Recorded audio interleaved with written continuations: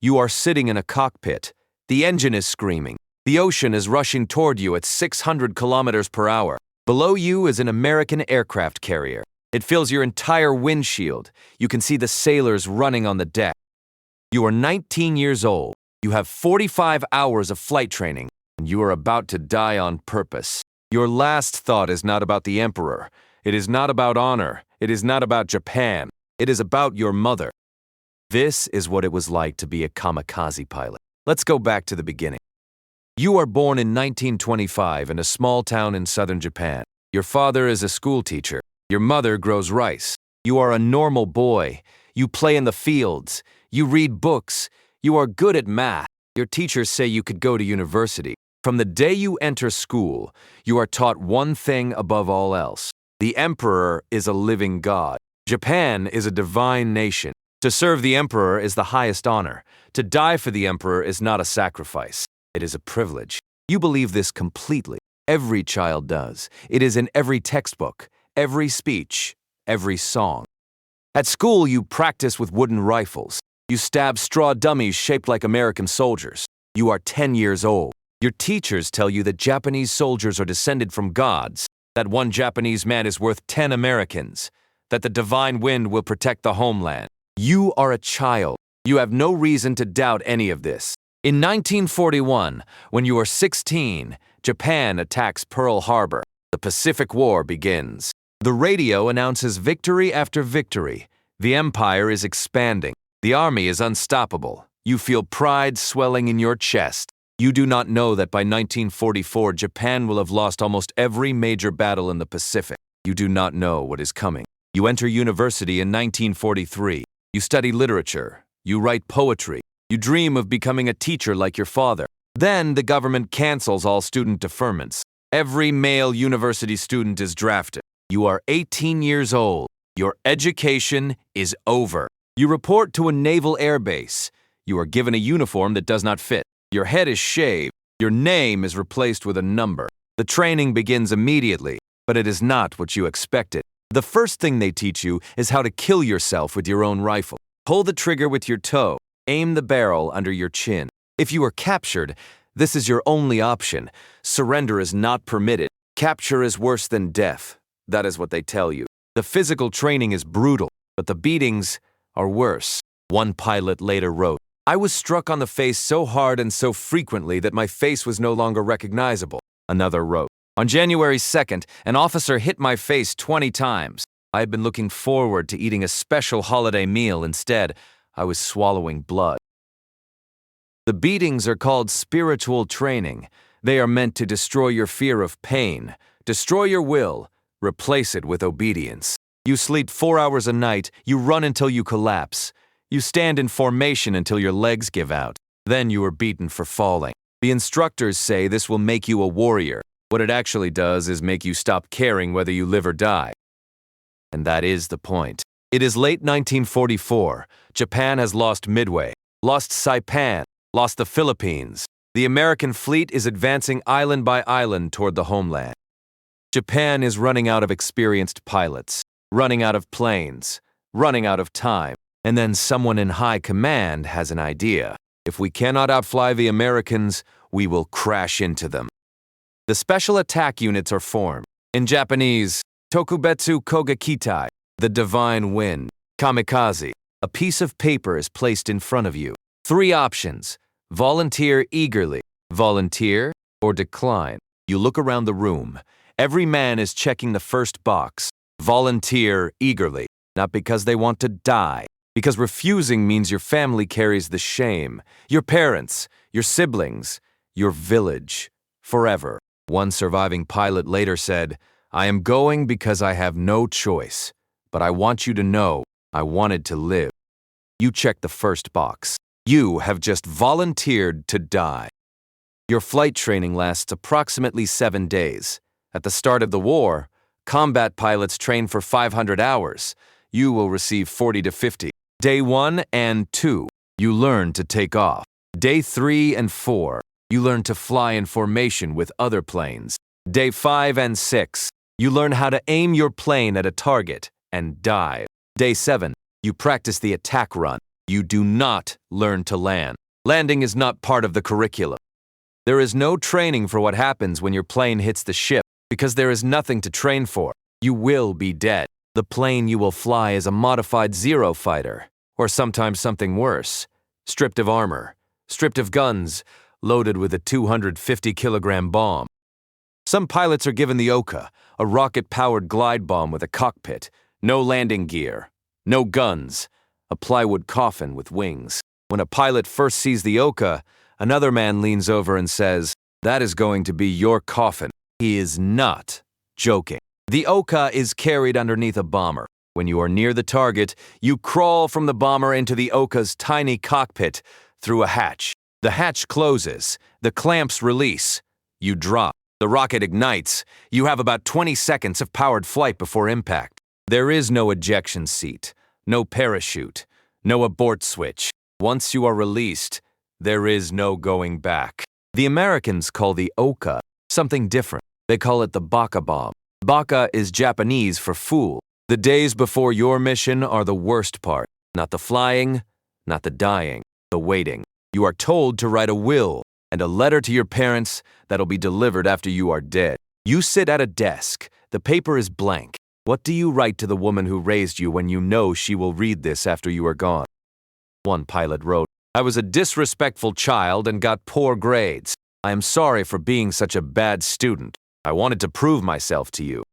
Another wrote, "When I think of your future and the long life ahead, it tears at my heart. Please remain steadfast and live happily." Another simply wrote, "Mother, I am sorry. Goodbye." You seal the letter. You hand it to an officer. You will never see it again. Neither will you. Some pilots write poems. In the samurai tradition, warriors composed a death poem before their end. You are not a samurai. You are a literature student, but you write one anyway. One pilot wrote, "Cherry blossoms blossom secluded in the mountains. Once in full bloom, petals gracefully disperse when they should." You write your own poem. It is not beautiful. It is 4 lines about the view from your childhood bedroom. You fold it into the letter. You are given a photograph. You and 4 other pilots, standing shoulder to shoulder. Everyone is smiling. You are holding a puppy. The youngest man in the photograph is 17. He will be dead tomorrow. The puppy will outlive every person in this picture. The night before your mission, a farewell party is held. Cold sake is served. A man who cared for the pilots later described what he saw. Some gulped the sake in one swallow. Others kept drinking, unable to stop. The whole room collapsed into chaos. Some sang songs, some wept, some sat in silence and stared at nothing. Some called out for their mothers, 19 and 20-year-old men, in uniform, crying for their mothers like children. This scene was never reported. The official story was bravery, dignity, honor. The reality was boys getting drunk because they would be dead by noon tomorrow. The next morning, every single one of them put on the rising sun headband and walked to their planes. It is dawn. You are standing on the runway at Shiran Air Base in southern Japan. A ceremonial cup of sake is placed in your hand. You drink it. Your hand shakes. You pretend it does not. You are given a short sword, a medal, a white headband with the rising sun painted in red. The red circle was filled in with blood. Schoolgirls from a nearby high school pricked their fingers and painted each headband by hand.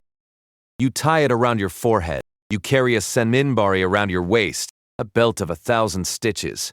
Your mother sewed it. She stood on a street corner and asked 1,000 passing women to each add 1 stitch, for protection, for luck, for her son who will not come home.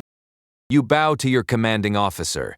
You climb into the cockpit. The canopy closes. You look out of the cockpit window. High school girls are standing beside the runway waving cherry blossom branches. They are crying. The engine starts. The propeller spins. The noise fills your skull. You taxi to the runway. You accelerate. The ground falls away. You are airborne. You look down. The base shrinks below you. The schoolgirls are still waving. They are getting smaller. Then they are gone. One surviving pilot described this moment. "I kept looking back, thinking it was the last time I would see the land." As you climb, you look over your left shoulder. You see Mount Kaimon, the southernmost mountain on the Japanese mainland. Every kamikaze pilot looks at this mountain as they leave. It is the last piece of Japan they will ever see. You salute it. You turn southwest toward Okinawa. The island is roughly 650 kilometers away. You fly for nearly 2 hours. You are surrounded by other planes. Nobody speaks. The radios are silent. You look at the pilot in the plane to your right. He is the same age as you. He was studying engineering. He wanted to build bridges. You will never know if his plane hit the target or not. After today, there will be no record of what happened to him, just a name on a list. The ocean below is endless blue. The sky above is clear. It is a beautiful day, the kind of day that should not end with dying. Then you see it, the American fleet, spread across the ocean like a gray city on water. Dozens of ships, hundreds of guns pointed at the sky. The anti-aircraft fire begins. Black clouds of exploding shells fill the air around you. Planes on either side of you burst into flames. A plane to your left takes a direct hit. It folds in half and drops into the ocean. No explosion, just a splash of white water. Another plane ahead catches fire. The pilot does not pull up. He keeps diving, burning, all the way down to the ship. The sky is full of red tracer lines crossing in every direction. The noise is so loud your eardrums feel like they are tearing. You push the stick forward. You begin your dive. The angle steepens. The airspeed needle climbs past 400, then 500. The airframe shakes violently. The wings feel like they are about to tear off. The ocean rushes toward you. The ship grows larger. The noise is deafening. Your entire body is shaking. You think of your mother. You think of the letter she will read. You think of the rice fields behind your house. You are 600 kilometers per hour. You are 5 seconds from impact. You close your eyes. About 3,800 kamikaze pilots died during World War II. Their attacks sank dozens of Allied ships and killed over 7,000 sailors. Only 19% of kamikaze attacks hit their targets. The rest were shot down or missed. 81% of the pilots who took off on a suicide mission died without hitting anything. They flew into the ocean, into anti-aircraft fire, into nothing.